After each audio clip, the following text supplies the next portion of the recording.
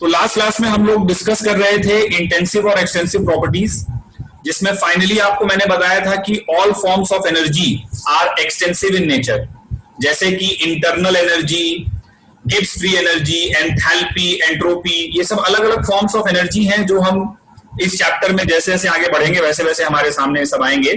तो ये सभी प्रॉपर्टीज जो है वो एक्सटेंसिव इन नेचर है। ठीक है, कुछ एक्सटेंसिव और इंटेंसिव से रिलेटेड एक दो और ऐसी जस्ट मैथमेटिकल पॉइंट्स हैं, एक बार उनको भी हम लोग डिस्कस कर लेते हैं। तो let's note down some important points.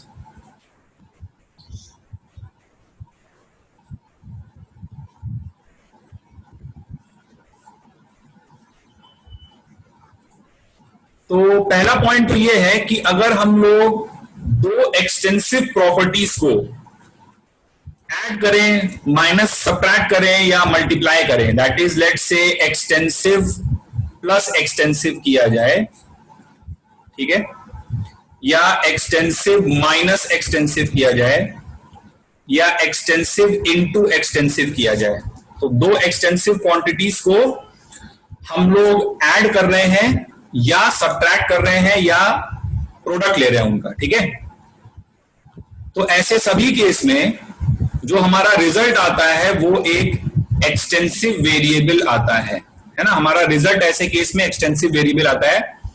The sum difference और product of two extensive quantities is also extensive.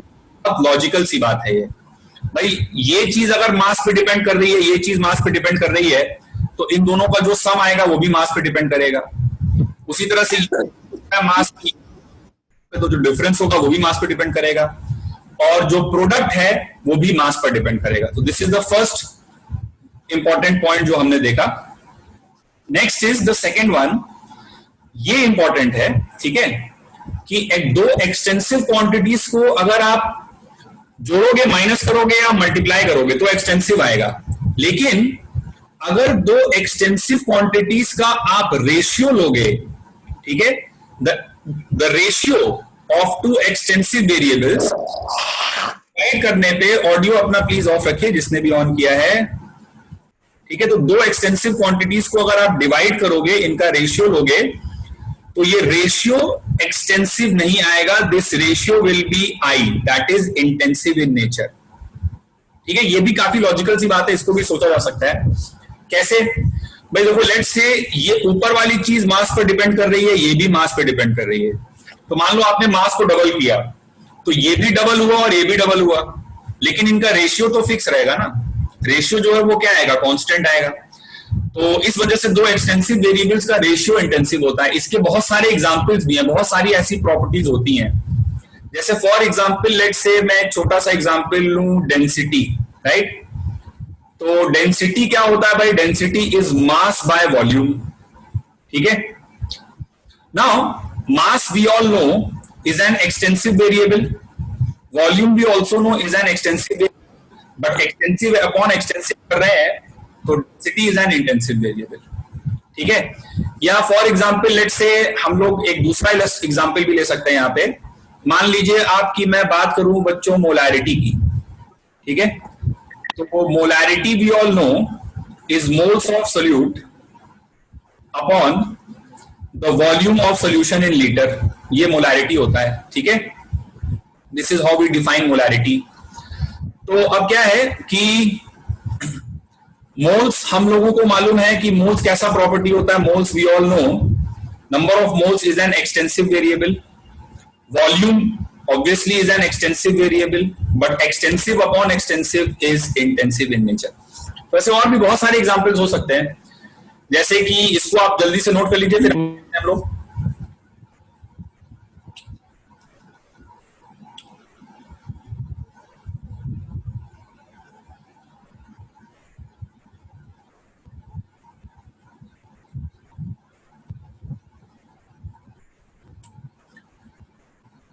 Right. तो आई होप सबने नोट कर लिया होगा।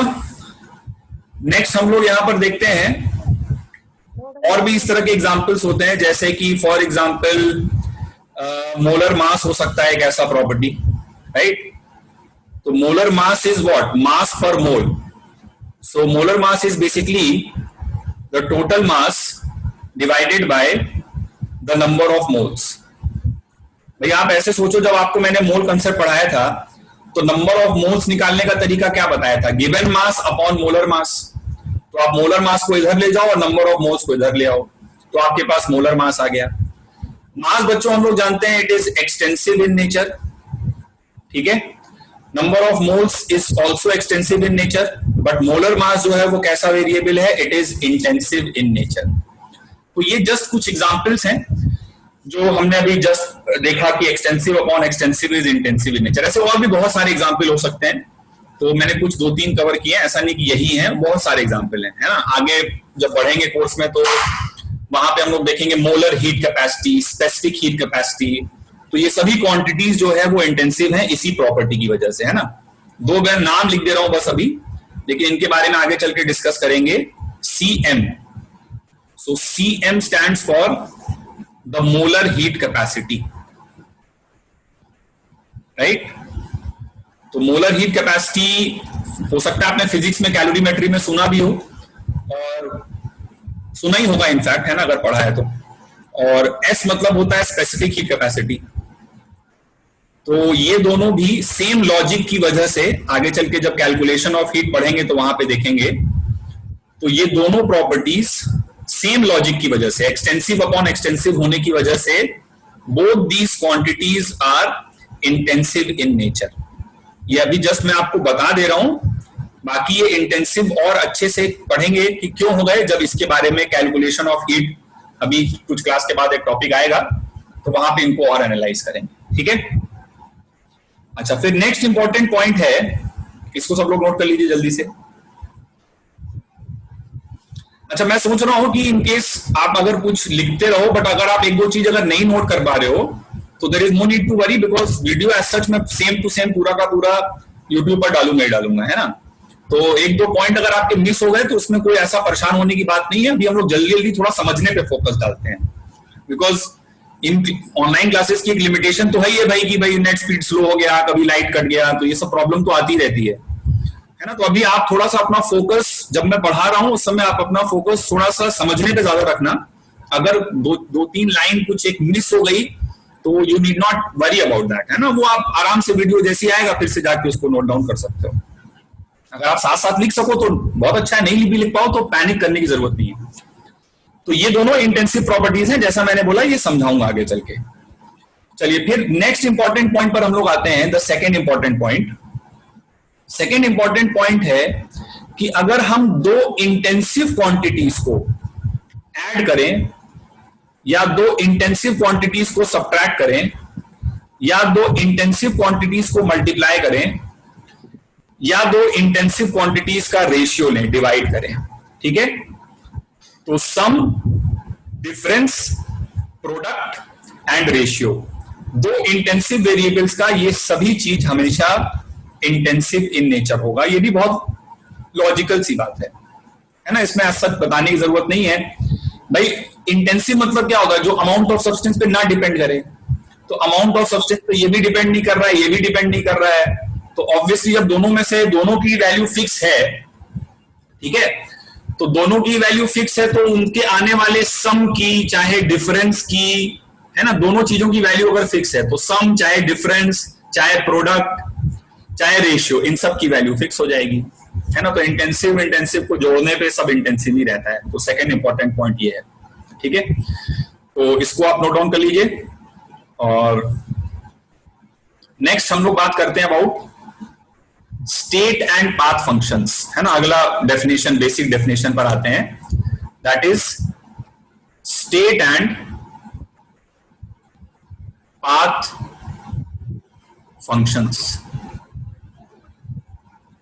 State and path functions.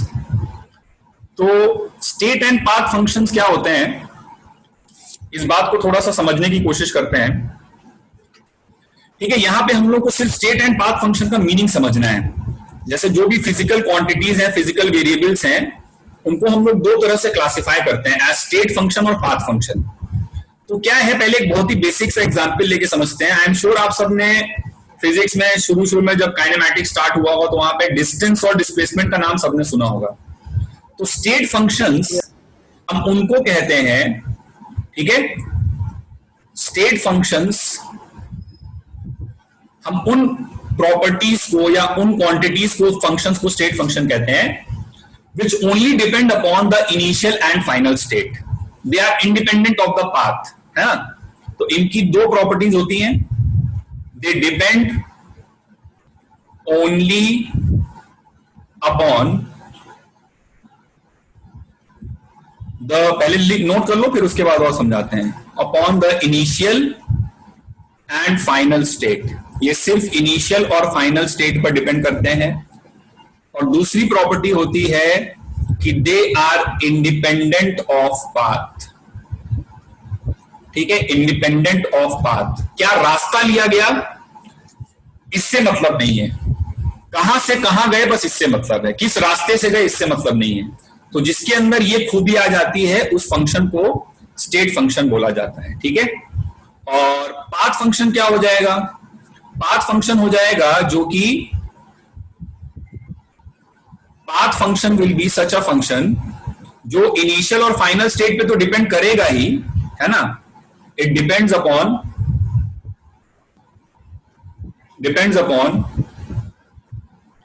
The initial and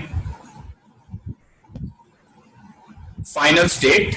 initial और फाइनल स्टेट पर तो depend करता ही है, बट साथ साथ उन दोनों स्टेट्स के बीच में क्या पाथ लिया गया उस पर भी डिपेंड करता है। Also depends upon the path taken, also depends upon the path taken, ठीक है।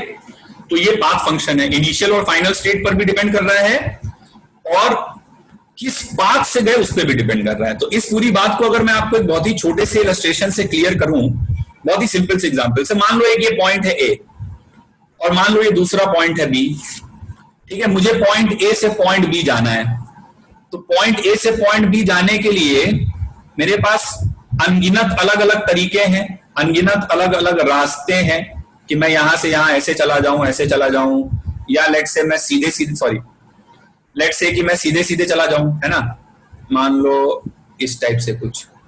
तो ये सब अलग अलग ऑप्शंस है मेरे पास, है ना। इनको हम एक नाम दे देते हैं एक बार के लिए कि मान लो ये पाथ नंबर 1 है, ये पाथ नंबर 2 है, ये पाथ नंबर 3 है और ये पाथ नंबर 4 है। और भी अलग अलग ऑप्शंस हो सकते हैं, कैसे भी घूम फिर के मैं फाइनली ए से बी मुझे जाना है, ठीक है। लेकिन सेम क्या है, सेम है the starting point and the end point. अब आई एम श्योर कि आपने फिजिक्स में इतना जरूर पढ़ा होगा कि इन सब अलग अलग रास्तों के लिए अगर मैं डिस्टेंस की बात करूंगा तो पाथ 1 2 3 4 इन सब के लिए डिस्टेंस अलग अलग आएगा। तो डिस्टेंस रास्ते पर डिपेंड कर रहा है, कौन सा पाथ लिया गया इस पर डिपेंड कर रहा है। तो डिस्टेंस कैसा फंक्शन हो गया, एक पाथ फंक्शन हो गया। Distance is a path function, वो किस रास्ते से गए इस पर डिपेंड कर रहा है। लेकिन अगर on the other hand, 2 minute के लिए हम लोग पॉज कर रहे हैं, पावर कट हुआ है, बस 2 मिनट के लिए। डिस्टेंस हमने देखा एक पाथ फंक्शन हो गया, but on the other hand अगर हम लोग बच्चों डिस्प्लेसमेंट के बारे में बात करें तो डिस्प्लेसमेंट के बारे में तुम्हारा क्या कहना है। डिस्प्लेसमेंट तो हर केस में सेम है क्योंकि तुम ए से बी गए हो। भाई डिस्प्लेसमेंट क्या होता है, शॉर्टेस्ट पाथ होता है, ठीक है। तो अगर हम ए से बी गए तो डिस्प्लेसमेंट हर केस में सेम है और इसलिए डिस्प्लेसमेंट कैसा फंक्शन है, एक स्टेट फंक्शन, ठीक है। तो इस एग्जांपल से आई होप आप लोगों को पाथ फंक्शन और स्टेट फंक्शन का मीनिंग तो क्लियर हो ही गया होगा, ठीक है। तो अब क्या है कि हमारे थर्मोडायनेमिक्स के पढ़ाई में जो हमको पढ़ाई करनी है थर्मोडायनेमिक्स में, उसमें जो हम लोगों को स्टेट फंक्शंस मिलेंगे, ठीक है, जो स्टेट फंक्शंस हमें मिलेंगे,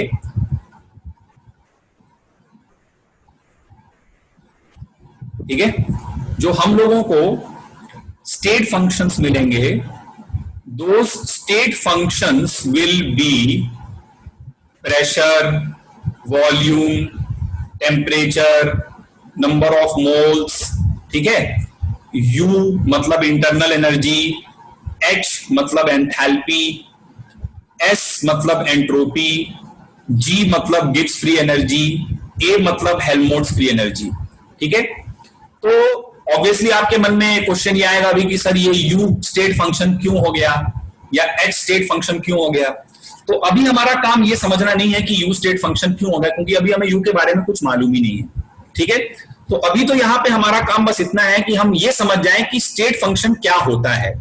अब इंटरनल एनर्जी और एंथैल्पी और एंट्रोपी और गिब्स फ्री एनर्जी, इसके बारे में तो हम बात नहीं करेंगे, लेकिन ये चारों स्टेट फंक्शंस क्या है, ये जब इनके बारे में डिटेल में चर्चा होगी तो आपको ऑटोमेटिकली समझ में आ जाएगा कि क्यों मैं इंटरनल एनर्जी को स्टेट फंक्शन कह रहा हूं, ठीक है। तो अभी तो आप बस इतना समझो कि स्टेट फंक्शन क्या होता है।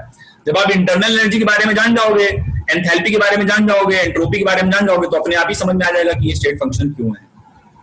उसी तरह से प्रेशर, वॉल्यूम, टेम्परेचर और नंबर ऑफ मोल्स, भाई ये तो स्टेट डिफाइन करने के लिए यूज ही होते हैं ना, है ना। ये किसी पर्टिकुलर स्टेट, जैसे आप इस मतलब टेम्परेचर स्टेट फंक्शन है, इस बात का क्या मतलब है, ऐसे समझो भाई। लेट से कि किसी बॉडी को हम लोग 25 डिग्री सेंटीग्रेड से लेट से या ऐसे सपोज कर लो कि पहले प्रेशर और वॉल्यूम से समझो, है ना। कि मान लो मेरे पास एक कंटेनर में गैस भरी हुई है, ठीक है, और बॉयल्स लॉ वगैरह हम सब ने पढ़ा है। तो लेट से हमारे पास एक कंटेनर है और इस कंटेनर में वी हैव एक पिस्टन लगा है, ठीक है, और इसमें गैस भरी हुई। टेम्परेचर एक बार के लिए मान लो आप इसका कांस्टेंट हमने मेंटेन किया है, टेम्परेचर हमने किसी मैकेनिज्म से कांस्टेंट रखा है, राइट। तो अब सपोज करो मान लो मैं इसका वॉल्यूम आधा कर दूं, तो वॉल्यूम को अगर मैं V से V/2 करूंगा तो ये हम सब ने पढ़ रखा है बॉयल्स लॉ में ही कि प्रेशर जो है वो डबल हो जाएगा, ठीक है। अब तुम वॉल्यूम को सीधा आधा, मतलब तुम पिस्टन को नीचे ले जाओ तो वॉल्यूम आधा हो जाएगा। अब तुम डायरेक्टली नीचे मत ले जाओ, पहले उसको ऊपर खींचो फिर नीचे ले जाओ, या खूब नीचे ले जाके फिर ऊपर ले आओ, है ना। मतलब फाइनली अगर तुमने वॉल्यूम आधा किया है, अब तुमने कोई भी पाथ लिया, तुमने डायरेक्टली आधा किया या पहले बढ़ाया फिर आधा किया या बहुत ज्यादा घटाकर फिर आधा किया, जो भी तुमने पाथ लिया है, इससे फाइनली उसको कोई फर्क नहीं पड़ेगा, प्रेशर 2P ही रहेगा। तो ये मेरा मतलब है जब मैं इन सबको स्टेट वेरिएबल्स बोल रहा हूं।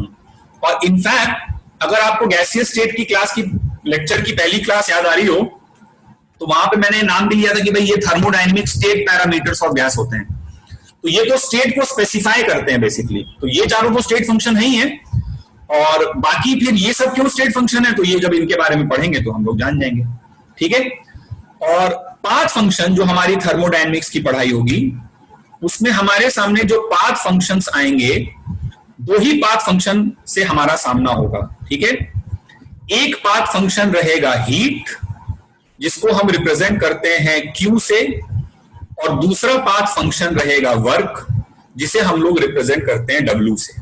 Now again, why heat and why work are path functions, this you will get to know yourself, आपको अपने आप समझ में आ जाएगा जब कैलकुलेशन ऑफ वर्क और कैलकुलेशन ऑफ हीट में डिस्कस करूंगा, ठीक है। अभी तो बस आप ये समझ लो कि पाथ फंक्शन का मीनिंग क्या होता है, ठीक है। तो आगे बढ़ते हैं इसी के साथ, स्टेट एंड पाथ फंक्शन हो गया हमारा। नेक्स्ट हम लोग बात करते हैं अबाउट थर्मोडायनेमिक इक्विलिब्रियम, ठीक है, थर्मोडायनेमिक इक्विलिब्रियम। जैसे अगर आपको पिछली वाली क्लास याद आ रही हो, तो मैंने वहां पे थर्मोडायनेमिक्स की लिमिटेशन में ये बताया था कि थर्मोडायनेमिक के जो भी लॉज हैं वो हमेशा from one equilibrium position to another equilibrium position लगाए जाते हैं, फ्रॉम इक्विलिब्रियम 1 टू इक्विलिब्रियम 2। दो इक्विलिब्रियम पोजीशंस के बीच में ही थर्मोडायनेमिक्स की पढ़ाई चलती है, ठीक है। मतलब ये एक ऐसी लाइन लिखी थी हम लोगों ने कि the laws of thermodynamics are not applicable to a flowing system, ठीक है। तो अब ये कैसे पता चलेगा कि इक्विलिब्रियम है कि नहीं, उस इक्विलिब्रियम की डेफिनेशन क्या है ना, कि सिस्टम इक्विलिब्रियम, जैसे ये पोजीशन इक्विलिब्रियम वाली है या नहीं, ये पोजीशन इक्विलिब्रियम वाली है या नहीं, ये कैसे निर्धारित हो। तो उसके लिए एक वेल डिफाइंड डेफिनेशन है, जिसके बेसिस पे हम लोग डिसाइड करेंगे कि सिस्टम थर्मोडायनेमिक इक्विलिब्रियम में है या नहीं। तो सिस्टम के लिए थर्मोडायनेमिक के लिहाज से, थर्मोडायनेमिक्स के पॉइंट ऑफ व्यू से, इक्विलिब्रियम होने के लिए 3 प्रकार के इक्विलिब्रियम होने चाहिए, ठीक है। 3 equilibriums must exist simultaneously. 3 equilibrium simultaneously अगर सिस्टम में है तीन अलग अलग प्रकार के इक्विलिब्रियम, तो हम बोलते हैं कि सिस्टम थर्मोडायनेमिक इक्विलिब्रियम है। 3 इक्विलिब्रियम्स मस्ट एग्जिस्ट साइमल्टेनियसली। वो 3 इक्विलिब्रियम कौन कौन से हैं? पहला है द थर्मल इक्विलिब्रियम, ठीक है। The first one is the thermal equilibrium. Thermal equilibrium का क्या मतलब है कि temperature of the system must remain constant, ठीक है। मतलब dt by dt should be equals to 0। छोटा t का मतलब है टाइम, बड़ा T का मतलब है टेम्परेचर, और इस पूरी बात का मतलब सिर्फ इतना सा है कि सिस्टम का तापमान समय के साथ परिवर्तन नहीं हो रहा हो, चेंज नहीं हो रहा हो, ठीक है। तो सिस्टम का टेम्परेचर अगर कांस्टेंट रहेगा तो आप बोलोगे कि सिस्टम में थर्मल इक्विलिब्रियम है। बहुत आसान बात है, कोई ऐसी खास चीज नहीं है। दूसरी बात, सिस्टम में होना चाहिए मैकेनिकल इक्विलिब्रियम, ठीक है। System must have mechanical equilibrium. तो मैकेनिकल इक्विलिब्रियम का क्या मतलब होता है बच्चों? मैकेनिकल इक्विलिब्रियम का मतलब है कि सिस्टम में प्रेशर ग्रेडियंट नहीं होना चाहिए विथ रिस्पेक्ट टू टाइम, या ऐसे समझो तुम, pressure with respect to time constant होना चाहिए, ठीक है। सिस्टम का जो प्रेशर है that must be constant with respect to time, समय के साथ प्रेशर में चेंज नहीं होना चाहिए। तो टेम्परेचर अगर कांस्टेंट है तो थर्मल इक्विलिब्रियम है, अगर प्रेशर कांस्टेंट है तो मैकेनिकल इक्विलिब्रियम है। और तीसरा, विथ रिस्पेक्ट टू टाइम, ऐसा हो सकता है कि सिस्टम के अलग अलग पॉइंट्स पर प्रेशर अलग अलग हो, ठीक है। जैसे इसको कभी कभी बहुत अच्छे स्टेटमेंट के फॉर्म में पूछा जाता है। बहुत ध्यान से सुनो मैं क्या बता रहा हूं, एक अच्छी काम की चीज बता रहा हूं तुम्हें। जैसे मान लो, ठीक है, कि हमारे पास जो सिस्टम है वो हमेशा गैस ही हो, ऐसा जरूरी नहीं है, ठीक है। तो अगर गैस होता है तो गैस में तो इफेक्ट ऑफ ग्रेविटी नहीं है, ऊपर नीचे दाएं बाएं हर जगह प्रेशर सेम रहता है, ये मैंने तुम्हें समझाया हुआ है। लेकिन सपोज करो कि एक कंटेनर में लिक्विड भरा हुआ है and this is our system. तो एक लिक्विड में ऑब्वियसली हम लोगों ने पढ़ रखा है कि फ्लूइड प्रेशर के बारे में, बैरोमीटर टॉपिक में बात किया था। तो लिक्विड में हम लोग जानते हैं अच्छी तरह से कि जैसे जैसे हम नीचे जाएंगे, है ना, जैसे जैसे डेप्थ नीचे बढ़ती जाएगी वैसे वैसे प्रेशर बढ़ता जाएगा। तो अगर ये मेरा पूरा सिस्टम है तो इस सिस्टम में क्या हर पॉइंट पर प्रेशर सेम है? The answer is no. अलग अलग पॉइंट्स का प्रेशर अलग अलग है, लेकिन वो प्रेशर जो भी है वो with respect to time change नहीं होना चाहिए, ठीक है। मैकेनिकल इक्विलिब्रियम का मतलब या थर्मल इक्विलिब्रियम का मतलब ये नहीं है कि पूरे सिस्टम का टेम्परेचर सेम हो जाए। सिस्टम के अलग अलग पॉइंट्स पर प्रेशर अलग अलग हो सकता है। सिस्टम के अलग अलग पॉइंट्स पर, जैसे फॉर एग्जांपल मान लो फिजिक्स में जैसे कैलोरीमेट्री में एक बात होती है कि मान लो हमारे पास एक रॉड है, ठीक है, और इस रॉड का एक कोना हम लोगों ने कुछ बर्नर वगैरह लगा करके जो है वो हीट कर दिया, इसको गर्म कर दिया। तो अब एक पॉइंट पर जाके इक्विलिब्रियम आया कि जितनी हीट ये एब्जॉर्ब कर रहा है उतनी हीट ये लूज भी कर रहा है, ठीक है। तो क्या होगा कि पूरी बॉडी का टेम्परेचर कांस्टेंट हो जाएगा, लेकिन इस रॉड के हर पॉइंट पर टेम्परेचर सेम नहीं होगा, ठीक है। यहां पर जो ऑब्वियसली जो कोना आग के जस्ट बगल में है वहां पे टेम्परेचर ज्यादा होगा, ठीक है। यहां पे टेम्परेचर जो दूसरा वाला कोना है वो कम होगा, T1 will be greater then T2, ठीक है। लेकिन ये T1 और T2 जो भी है ये समय के रिस्पेक्ट में कांस्टेंट रहेंगे, right. So this is what I mean by thermal equilibrium and mechanical equilibrium. तो जैसे इसको कभी कभी क्वेश्चंस में इस फॉर्म में पूछा जाता है कि मैकेनिकल इक्विलिब्रियम का मतलब है that there should not be any pressure. एक वर्ड होता है ग्रेडियंट, इसका मीनिंग समझते हो? ग्रेडियंट वर्ड सुनो आज के पहले।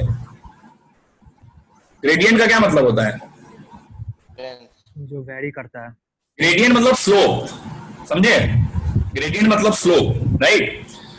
तो अब क्या है कि there should be no pressure gradient और no temperature gradient with respect to time, ठीक है। देयर शुड बी इस मतलब इक्विलिब्रियम का मतलब यह है, इसको चाहो तो अपनी कॉपी में नोट कर लो कि there should be no pressure gradient with respect to time, ये मैकेनिकल इक्विलिब्रियम का मतलब है। And there should be no temperature gradient with respect to time, ये थर्मल इक्विलिब्रियम का मतलब है, राइट? सर एक बार सर मैकेनिकल, क्या एक बार मैकेनिकल क्या?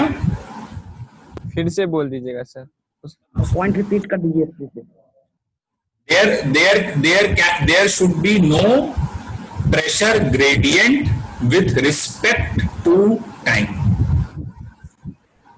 There should be no pressure gradient with respect to time.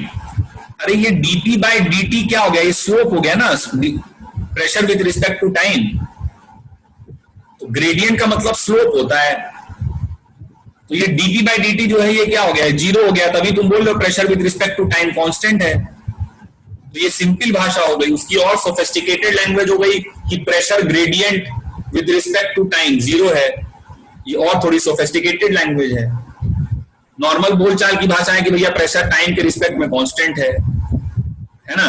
और साइंटिस्ट की लैंग्वेज है कि pressure gradient with respect to time zero है। ग्रेडियंट मतलब स्लोप होता है, और dy by dx को स्लोप कहते हैं, इतना तो जानते हो गया ही। यस सर, है ना। उसी तरह से थर्मल इक्विलिब्रियम का मतलब है कि there should be no temperature gradient with respect to time. Temperature gradient with respect to time नहीं होना चाहिए, मतलब टेम्परेचर समय के साथ चेंज नहीं होना चाहिए, समझ गए? But there can be a pressure gradient और temperature gradient with respect to space. इस लाइन का मतलब समझ में आया क्या बोला गया? प्रेशर ग्रेडियंट और temperature gradient with respect to space. Space मतलब जगह। तो अगर तुम्हारा ये लिक्विड है सिस्टम, तो इसमें समय के रिस्पेक्ट में तो प्रेशर कांस्टेंट है, लेकिन क्या पोजीशन चेंज कर रहे हो तो भी प्रेशर कांस्टेंट है क्या? अलग अलग पॉइंट पे प्रेशर अलग अलग है ना यार लिक्विड में। जैसे जैसे लिक्विड में नीचे जाओगे इतना तो कॉमन सेंस होगा ही कि प्रेशर बढ़ता जाएगा। तो स्पेस चेंज हो रहा है तो प्रेशर चेंज हो रहा है। या उसी तरह इसमें देखो तो T1 अलग है, T2 अलग है, यहां से यहां गए तो टेम्परेचर चेंज हो रहा है। तो स्पेस के रिस्पेक्ट में ग्रेडियंट हो सकता है, लेकिन टाइम के रिस्पेक्ट में ग्रेडियंट नहीं होना चाहिए। ठीक है, इसको मैं लिख देता हूं अगली स्लाइड पे। तुम लोगों को थोड़ा अंग्रेजी में हाथ तंग है ना, इसलिए नहीं लिख पाओगे, लिख लेता हूं। देखो, देयर कैन बी, क्या हो गया, एक मिनट लिखो। There can be a pressure और temperature gradient with respect to, WRT मतलब हो गया with respect to. There can be a pressure और temperature gradient with respect to space. इस बात का क्या मतलब है? इस बात का मतलब यह है कि अलग अलग जगह पे प्रेशर अलग अलग हो सकता है, अलग अलग जगह पे टेम्परेचर अलग अलग हो सकता है, ठीक है, लेकिन वो जो भी है वो टाइम के रिस्पेक्ट में चेंज नहीं होना चाहिए। तो ये दो इक्विलिब्रियम मैंने बताया तुम्हें, कौन कौन से बताए? थर्मल और मैकेनिकल। एक तीसरा इक्विलिब्रियम भी होना चाहिए। तीसरा इक्विलिब्रियम है केमिकल इक्विलिब्रियम। केमिकल इक्विलिब्रियम क्या होता है? केमिकल इक्विलिब्रियम का मतलब है कि अगर वहां पर कोई रिएक्टेंट प्रोडक्ट है, कुछ स्पीसीज है, तो उनका concentration with respect to time, ये तो पढ़ ही चुके हैं हम लोग, concentration with respect to time क्या हो जाना चाहिए? कांस्टेंट हो जाना चाहिए। समझ गए? तो सिस्टम में जब ये तीनों इक्विलिब्रियम आ जाएंगे, थर्मल, मैकेनिकल और केमिकल, जब ये तीनों इक्विलिब्रियम सिस्टम में आ जाते हैं एक साथ साइमल्टेनियसली, तो बड़े बुजुर्गों ने ऐसा कहा है कि सिस्टम थर्मोडायनेमिक इक्विलिब्रियम में आ जाता है। समझ गए बात को ना? तीनों इक्विलिब्रियम आ जाएंगे, कंसंट्रेशन कांस्टेंट हो जाए with respect to time, temperature constant हो जाए विद रिस्पेक्ट टू टाइम, और प्रेशर कांस्टेंट हो जाए विद रिस्पेक्ट टू टाइम। तो ऐसा शास्त्रों में लिखा है कि थर्मोडायनेमिक इक्विलिब्रियम होता है। चलो फिर आगे बढ़ते हैं, बहुत छोटी सी बात है, ये सबको पता ही होगी। Types of thermodynamic processes, types of thermodynamic processes. तो वैसे तो थर्मोडायनेमिक प्रोसेस क्या है? थर्मोडायनेमिक प्रोसेस एक ऐसा पाथ है जिसके द्वारा हम सिस्टम के स्टेट पैरामीटर्स में चेंज लाते हैं। भाई तुम्हारे पास कंटेनर में गैस पड़ी हुई है, मान लो एक बार के लिए, उस गैस को तुम गर्म कर दिए, ठंडा कर दिए, है ना, पिस्टन लगा हुआ तो पकड़ के दबा दिए, पिस्टन पकड़ के ऊपर खींच दिए, तो ये सब कुछ भी करोगे तो उसका प्रेशर, वॉल्यूम, टेम्परेचर, कोई ना कोई स्टेट पैरामीटर तो चेंज हो जाएगा ना। तो थर्मोडायनेमिक प्रोसेस ये है जिससे सिस्टम एक इनिशियल पॉइंट से दूसरे फाइनल पॉइंट पर जाए, जिससे सिस्टम की प्रॉपर्टीज में चेंज आए, गर्म करना, ठंडा करना, बर्फ का पिघलना, कोई रिएक्शन हो जाना, ये सब थर्मोडायनेमिक प्रोसेसेस हैं। थर्मोडायनेमिक प्रोसेस मतलब सिस्टम की प्रॉपर्टी चेंज हो रही, ठीक। अच्छा, अब क्या है कि किसी दो पॉइंट के बीच में, ठीक है, अगली स्लाइड पे मैं जा रहा हूं, किसी दो पॉइंट के बीच में, मान लो एक पॉइंट ए है, इन जनरल अगर बात करें तो, ठीक है, this is some point A and this is some another point B. ये इनिशियल पॉइंट था सिस्टम का, यहां कुछ मान लो प्रेशर टेम्परेचर था, यहां कुछ और प्रेशर टेम्परेचर है। तो एक पॉइंट ए से दूसरे पॉइंट बी के बीच में अनगिनत प्रकार के थर्मोडायनेमिक प्रोसेसेस हो सकते हैं।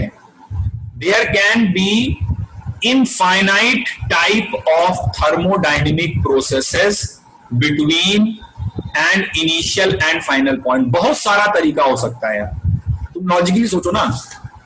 जैसे मान लो तुम्हारे पास तुम्हें एक गैस है, तुम्हें मान लो उसका लेट्स से टेम्परेचर कुछ बढ़ाना है मान लो, तो तुम उसको पहले बहुत गर्म करके ठंडा कर दो, ठंडा करके फिर गर्म कर दो, बहुत सारे तरीके हो सकते हैं, समझ रहे हो। तो किसी एक इनिशियल पॉइंट और फाइनल पॉइंट के बीच में there can be infinite type of thermodynamic processes, but we study only some special type of thermodynamic processes. हम कुछ खास थर्मोडायनेमिक प्रोसेसेस की पढ़ाई करते हैं, जैसे उनमें एक होता है आइसोथर्मल। आइसोथर्मल प्रोसेस हम किसी ऐसे थर्मोडायनेमिक प्रोसेस को बोलते हैं जिसके दौरान टेम्परेचर में कोई चेंज ना आए। Through out the process temperature remains constant and if temperature remains constant the delta T, that is change in temperature, is zero. दूसरा प्रोसेस होता है, दूसरे टाइप का प्रोसेस होता है आइसोबारिक। आइसोबारिक प्रोसेस की डेफिनेशन होती है जिसके दौरान प्रेशर कांस्टेंट रहे, तो delta P change in pressure is zero. तीसरे टाइप का प्रोसेस होता है आइसोकोरिक।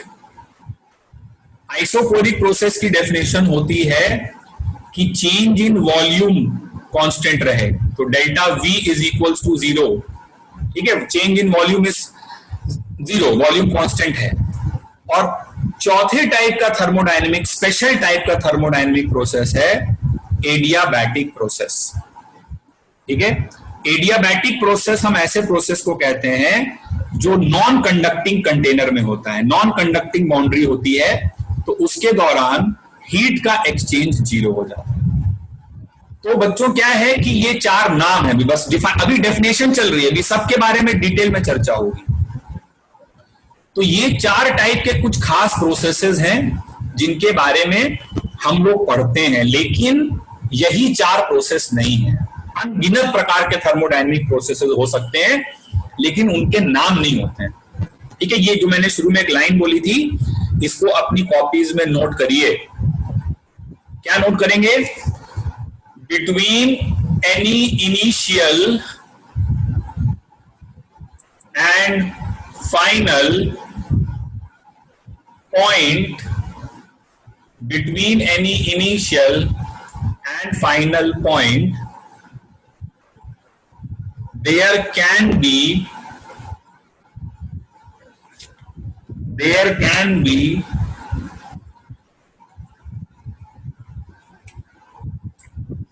इनफाइनाइट, इनफाइनाइट, इनफाइनाइट मतलब बहुत सारा, अनगिनत, infinite type of, infinite type of thermodynamic processes. ठीक है, infinite type of thermodynamic processes, but we study some special type of thermodynamic processes, but we study some special type of thermodynamic processes, जिसमें से ये 4 नाम हो गए। ठीक है, इन चारों को हम पढ़ते हैं, लेकिन आप कहीं ऐसा ना सोच लें कि दुनिया में यही 4 थर्मोडायनेमिक प्रोसेस हैं, ऐसा बिल्कुल नहीं है। अनगिनत थर्मोडायनेमिक प्रोसेसेस, हम इन चारों को नाम दे दिए हैं। ठीक है, बाकी इसके अलावा भी बहुत कुछ हो सकता है। और थर्मोडायनेमिक प्रोसेस क्या होता है? थर्मोडायनेमिक प्रोसेस एक रास्ता है जिसके थ्रू सिस्टम एक स्टेट से दूसरे स्टेट में जा रहा है। गर्म करना, ठंडा करना, बर्फ को पिघलाना, रिएक्शन करवाना, है ना, एक्सपैंड करना, कॉन्ट्रैक्ट करना, ये सब थर्मोडायनेमिक प्रोसेस है।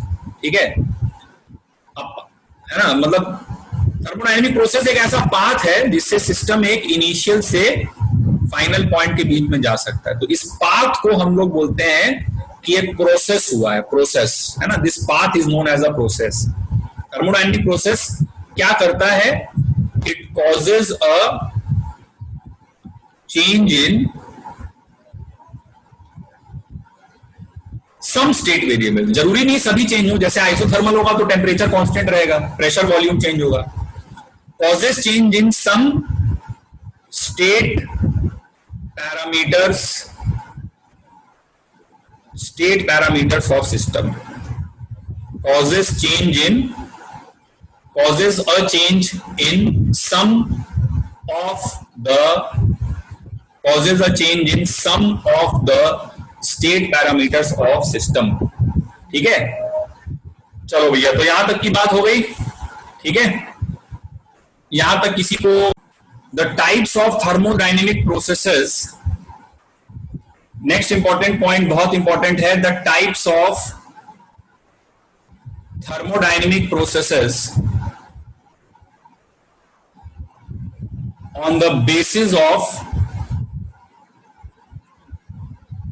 types of thermodynamic processes,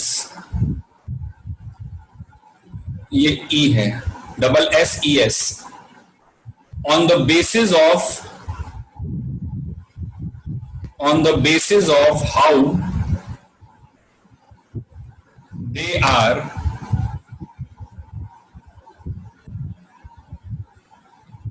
एक मिनट, how they are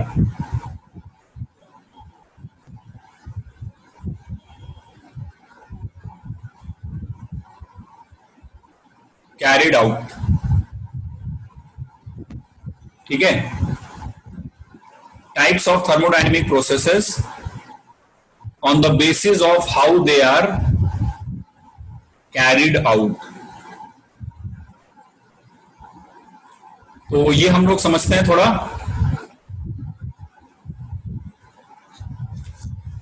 कि क्या होता है ये types of thermodynamic processes on the basis of how they are carried out. तो अब क्या है कि इस बेसिस पर हम लोग कि थर्मोडायनेमिक प्रोसेसेस किस प्रकार से कराए जा रहे हैं, how they are carried out. ठीक है, ये एक दूसरा तरीका है क्लासिफिकेशन का। जैसे अभी आपने देखा था थोड़ी देर पहले कि हमने आइसोथर्मल, आइसोबारिक इस तरह से क्लासिफाई किया था।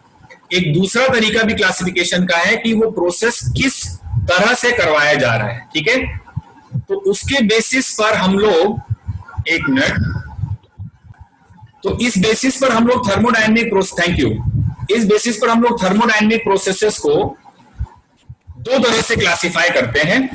ठीक है, क्या क्या वो दो तरीके होते हैं? एक होते हैं इरिवर्सिबल प्रोसेसेस, राइट, और दूसरे होते हैं reversible processes. Irreversible processes and reversible processes. ठीक है, और किस तरह से वो प्रोसेस कराया गया उस पर बेस्ड है ये क्लासिफिकेशन। अभी मैं आपको फॉर द टाइम बीइंग मैं आपको रिवर्सिबल और इरिवर्सिबल की प्रॉपर्टीज बताऊंगा, ठीक है, कि इरिवर्सिबल क्या होता है और रिवर्सिबल क्या होता है, और आगे चल करके हम लोग इनको ये भी पढ़ेंगे कि ये नाम कहां से आए। ठीक है, मेरी बात समझ में आई? जैसे अभी हम लोग बेटा केवल ये डिस्कस करेंगे कि इरिवर्सिबल क्या है और रिवर्सिबल क्या है। 2-3 क्लास के बाद जब मैं आपको कैलकुलेशन ऑफ वर्क पढ़ाऊंगा तो वहां पे आपको ये भी बिल्कुल क्रिस्टल क्लियर ये बात फील करवा दूंगा कि इरिवर्सिबल को इरिवर्सिबल क्यों कहते हैं और रिवर्सिबल को रिवर्सिबल क्यों कहते हैं, ये नाम कहां से आया। ठीक है, तो अभी तो तुम ये समझो कि इरिवर्सिबल और रिवर्सिबल है क्या, फिलहाल तो ये डिस्कस करो जरा। ठीक है, तो देखो ध्यान से, तो बात करते हैं अबाउट सबसे पहले इरिवर्सिबल प्रोसेस। ठीक है, इरिवर्सिबल,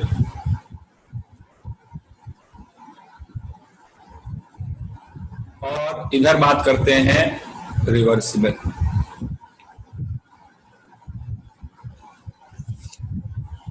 अब जैसे सपोज करो, मान लो कि मेरे पास एक कंटेनर है, ठीक है, और इस कंटेनर पे एक लगा हुआ है पिस्टन, और इस पिस्टन के ऊपर एक ब्लॉक ऑफ मास m रखा हुआ है। ठीक है, इस पिस्टन के ऊपर there is a block of mass m, और यहां पर अंदर जो है वो गैस भरी हुई है, और इस कंटेनर का जो एरिया ऑफ क्रॉस सेक्शन है वो कुछ A है, और ये खुले वातावरण में रखा है, तो ऑब्वियसली खुले वातावरण में रखा है तो एटमॉस्फेयर भी प्रेशर लगा रहा है। ठीक है, अच्छा, इस समय ये सिस्टम इक्विलिब्रियम में है, बहुत ध्यान से सब लोग सुनेंगे मेरी बात। इस समय ये सिस्टम इक्विलिब्रियम में है, तो इक्विलिब्रियम में है तो उसके होने की कंडीशन क्या होगी भाई, कि ये गैस, जैसे ये पिस्टन फ्रीली मूवेबल पिस्टन है, ठीक है, तो अगर ये पिस्टन रेस्ट पे है तो ऐसा तभी हो सकता है जब बाहर से लगने वाला प्रेशर और अंदर से गैस के द्वारा लगाए जाने वाला प्रेशर, ये दोनों प्रेशर सेम हो। ठीक है, तभी ये इक्विलिब्रियम में रहेगा। तो अभी दोनों प्रेशर सेम है तो ये इक्विलिब्रियम में है, तभी पिस्टन रेस्ट पे रहेगा, फ्रीली मूवेबल पिस्टन है। अच्छा, अब हम लोगों ने क्या किया कि हमने सडनली, अच्छा अभी नहीं किया, अभी पहले हमने क्या किया, इसका प्रेशर लिख लेते जरा एक बार। तो इस प्रेशर को मैं P1 बोल देता हूं। तो P1 की वैल्यू कितनी होगी भाई, इस समय गैस का प्रेशर जो है वो बाहर का प्रेशर के बराबर है, और बाहर का प्रेशर है PATM, जो एटमॉस्फेरिक प्रेशर लग रहा है वो, प्लस इस ब्लॉक का प्रेशर क्या लिखोगे, mg, तो इसका फोर्स हो गया, और डिवाइडेड बाय एरिया, ये प्रेशर हो गया, फोर्स अपॉन एरिया। तो इस समय जो गैस का प्रेशर लग रहा होगा, ये जो गैस अंदर से प्रेशर लगा रही होगी, ये PATM plus mg by A के बराबर लगा रही है। क्या इतनी बात समझ में आई आप लोगों को? Yes sir. ठीक है, तो अब क्या है कि PATM plus mg by A के बराबर का प्रेशर लग रहा है। अब सपोज करो कि तुमने इस ब्लॉक को सडनली यहां से हटा दिया, इस ब्लॉक को तुमने उठाकर रिमूव कर दिया, तो अब क्या होगा बताओ भाई, बाहर का प्रेशर एकदम से कम हो गया, और जैसे ही बाहर का प्रेशर कम होगा तो ये गैस पिस्टन को धक्का मार के ऊपर ले जाएगी, क्योंकि गैस से प्रेशर उतना ही लगा रही थी। तो जैसे ही तुम इस ब्लॉक को हटाओगे तो यहां पर बेसिकली क्या होगा, एक एक्सपेंशन होगा। ठीक है, और एक्सपेंशन होने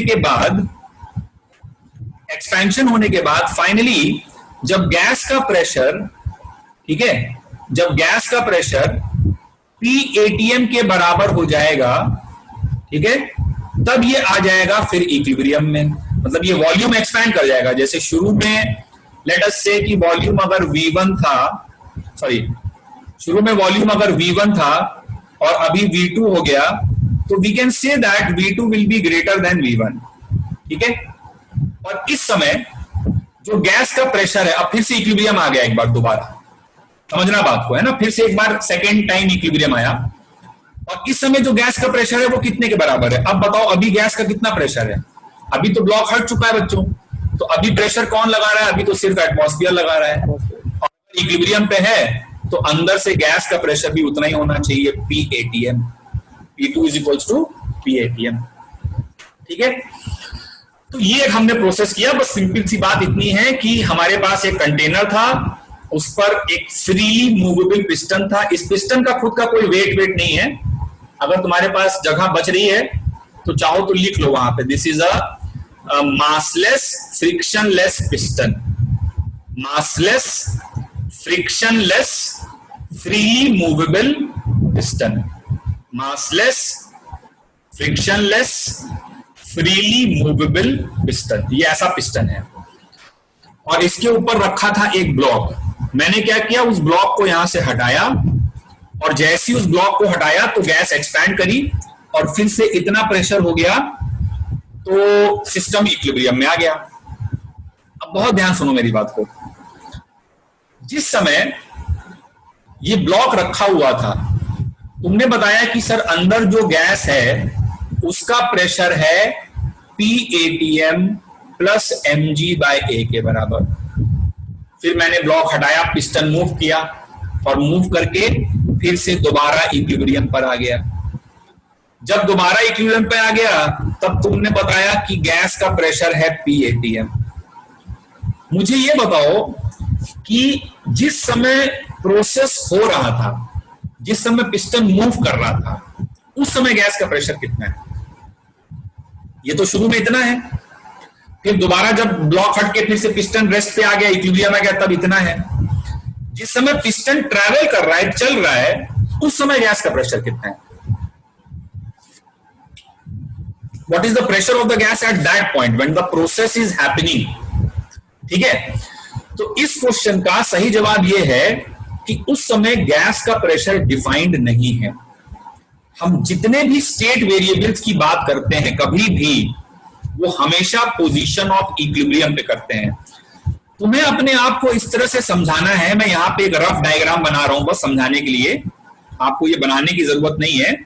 तुम्हें मन में इस तरह से सोचना है कि जैसे ही मैंने ये ब्लॉक ऑफ मास m को हटाया, ठीक है, तो जैसे ये ब्लॉक ऑफ मास m हटा तो पिस्टन बहुत फास्ट स्पीड से ऊपर मूव करेगा, झटके से बिल्कुल।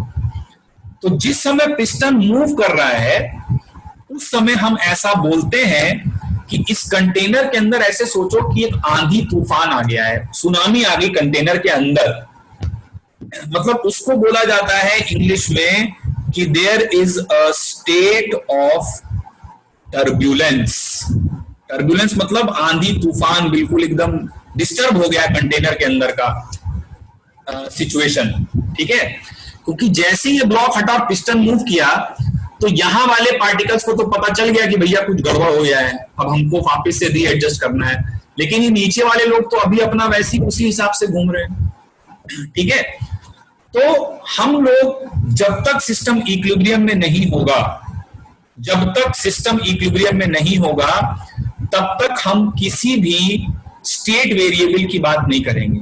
जिस समय प्रोसेस हो रहा है, पिस्टन मूव कर रहा है, उस समय प्रेशर, वॉल्यूम, टेम्परेचर, किसी भी स्टेट वेरिएबल के बारे में चर्चा करने की कोई मतलब जरूरत नहीं, कोई मतलब नहीं है, दे आर नॉट डिफाइंड, ठीक है। तो इस पॉइंट को अगर चाहें तो एक बार हम लोग यहां पे नोट डाउन करें। क्या पॉइंट है कि state variables are only defined at equilibrium positions. State variables are only defined at equilibrium positions।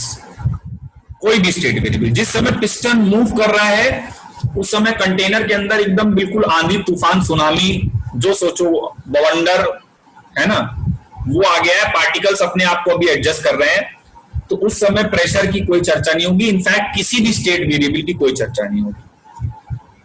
तो इस प्रोसेस की खासियत ये थी कि इसमें through out the process equilibrium नहीं था। इनिशियल पॉइंट पर इक्विलिब्रियम था, फाइनल पॉइंट पर इक्विलिब्रियम था, लेकिन बीच में तो इक्विलिब्रियम नहीं था। तो ऐसे प्रोसेस को हम लोग बोलते हैं इरिवर्सिबल। अब इरिवर्सिबल क्यों बोलते हैं, ये नाम कहां से आया, ये आगे चल के और बढ़िया से समझाएंगे। ठीक है, तो इरिवर्सिबल प्रोसेस वो प्रोसेस है जिसमें through out the process equilibrium ना हो, राइट।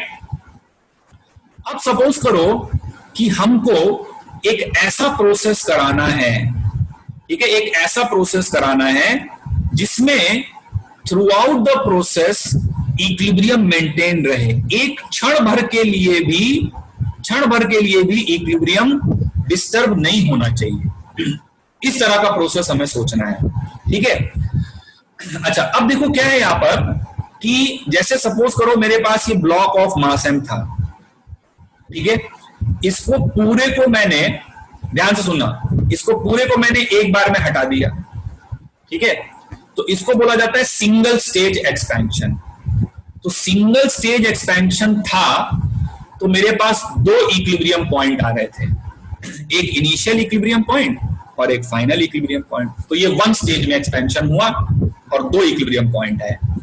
अब तुम ऐसा मानो कि मैं इस ब्लॉक को दो हिस्से में काट दूं, जो ब्लॉक ऑफ मास m वही सेम था लेकिन उसको मैंने दो हिस्से में डिवाइड कर दिया, और उन दोनों हिस्सों को, मतलब यहां पे सोचो इस तरह से कि उन दोनों हिस्सों को मैंने उसको दो हिस्से में काट दिया, बराबर बराबर या अनइक्वल भी हो सकता है, उससे कोई फर्क नहीं पड़ता है।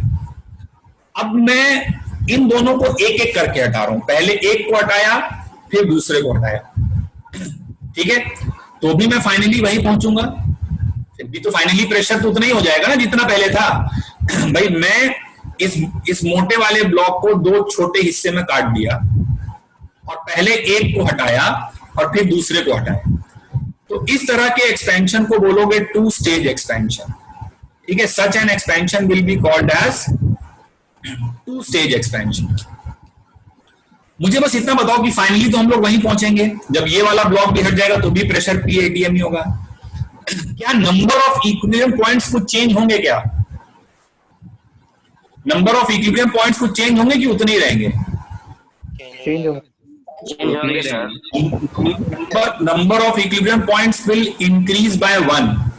बेटा देखो, जब आप एक ब्लॉक को हटाओगे, है ना, जैसे पहले क्या हुआ था, बड़ा वाला ब्लॉक रखा था, तुमने हटाया, पूरा एक बार में चला गया, अब तुम उसको दो हिस्से में काट दिए, ठीक है, तो एक हटाए तो बीच में एक बार रुकेगा, फिर दूसरा हटाओगे फिर रुकेगा, समझ रहे हो बात को?